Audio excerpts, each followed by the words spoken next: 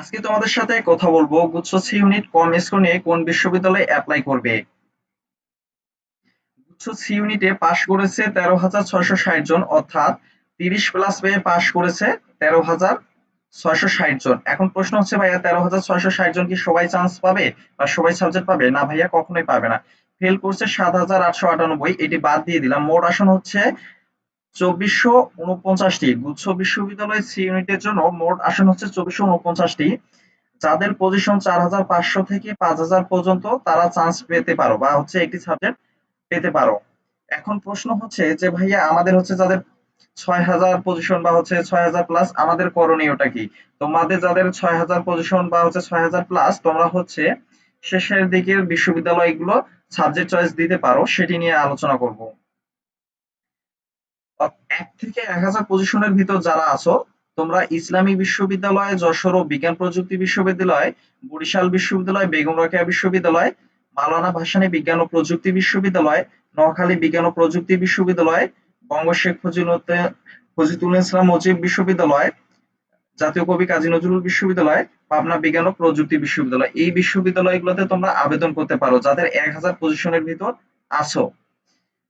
তারপর 2,000 থেকে যাদের 4,000 পজিশন আছে, তারা বরিশাল বিশ্ববিদ্যালয়, বেগম রোকেয়া বিশ্ববিদ্যালয়, নোয়াখালী বিজ্ঞান ও প্রযুক্তি বিশ্ববিদ্যালয়, ইসলামী বিশ্ববিদ্যালয়, জাতীয় কবি কাজী নজরুল বিশ্ববিদ্যালয়, রাঙ্গামাটি বিশ্ববিদ্যালয়, রবীন্দ্র বিশ্ববিদ্যালয়,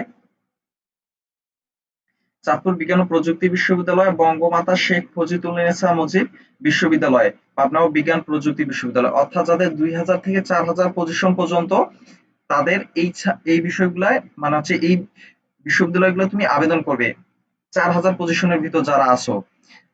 এখন হচ্ছে 4,000 থেকে 6,000 প্লাস যাদের পজিশন, তারা রবীন্দ্র বিশ্ববিদ্যালয়, চাঁদপুর বিজ্ঞান ও প্রযুক্তি বিশ্ববিদ্যালয়, শেখ হাসিনা বিশ্ববিদ্যালয়, জাতীয় কবি কাজী নজরুল বিশ্ববিদ্যালয়, পাবনা ও বিজ্ঞান প্রযুক্তি বিশ্ববিদ্যালয়, বরিশাল বিশ্ববিদ্যালয়, বঙ্গমাতা শেখ ফজিলুন্নেছা মুজিব বিশ্ববিদ্যালয়, নোয়াখালী বিজ্ঞান ও প্রযুক্তি বিশ্ববিদ্যালয়, বেগম রোকেয়া বিশ্ববিদ্যালয়, এগুলাতে আবেদন করতে পারো। এখন তোমাদের প্রশ্ন হচ্ছে, ভাইয়া আপনি বললেন যাদের 4,500 থেকে 5,000 পজিশন তারা সাবজেক্ট পেতে পারো বা চান্স হতে পারে তাদের, তাহলে আপনি বললেন যে 6,000 পজিশন পর্যন্ত কিভাবে আমি সাবজেক্ট চয়েস দিব?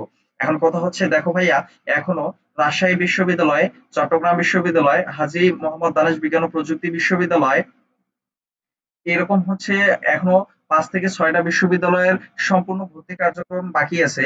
এখন যারা হচ্ছে চট্টগ্রাম বিশ্ববিদ্যালয় কিংবা রাজশাহী বিশ্ববিদ্যালয় কিংবা হাজী মোহাম্মদ দানেশ বিজ্ঞান ও প্রযুক্তি বিশ্ববিদ্যালয় কিংবা শাহজালাল বিজ্ঞান ও প্রযুক্তি বিশ্ববিদ্যালয়ে চান্স পাবে, তারা তো সেখানে চলে যাবে। তাহলে গুচ্ছের জন্য কি তোমার পজিশনটা এগিয়ে আসবে। এখন দেখা যায় যারা হচ্ছে সাবজেক্ট চয়েস দিয়ে রাখে শেষ পর্যন্ত, গণবিজ্ঞপ্তিতে কিংবা হচ্ছে সিট খালি থাকার সাপেক্ষে সেখানে ভর্তি হতে পারে। এখন আমি তোমাকে বলবো যে ভাইয়া তুমি হচ্ছে একটু টাকা খরচ করে 5 থেকে 6টা বিশ্ববিদ্যালয়ে এপ্লাই করে রাখো। যদি তোমার ভাগ্য ভালো থাকে তাহলে তুমি শেষ পর্যন্ত একটা সাবজেক্ট পেতে পারো। আজকের ভিডিওটি এই পর্যন্ত। তোমরা যারা আমাদের ফেসবুক পেজ থেকে ভিডিওটি দেখতেছো, আমাদের পেজে ফলো দিয়ে রাখবে। আমাদের পেজের নাম বিশ্ববিদ্যালয় ভর্তি গাইডলাইন ইওর মেন্টর।